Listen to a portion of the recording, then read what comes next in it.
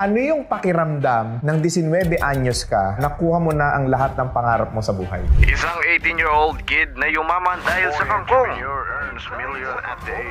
Mahirap. Imaginein mo na 17 years old ka pa lang, meron ka ng 100 empleyado. Grabe, no? First thing na ginawa ko, from namumulot ng kangkong, gumawa ako ng packaging, upo ko sa computer ko, gumawa ako ng sarili kong logo. After nun, niluto ko na siya, tsaka ako nagsimula na mag-photoshoot. Saan mo naman na yung ganyang klaseng mentality? Tingin ko dahil to sa hardships na naranasan ko noong bata ako. Gawin nating motivation ang kahirapan ng ating buhay. After 6 months of consistently working, cooking, 12 hours a day, 7 times a week, nakuha namin ng malaking order, biglang dumagsa na ang order nung nakilala sa social media at nag-boom. Doon ko na-earn ng first million ko. Anong masasabi mo sa mga taong nagsasabi sa'yo na mayabang ka, hambog ka? The most important asset I have is my ability to be self-assured. I'd rather be bashed and save a life than be praised and help no one.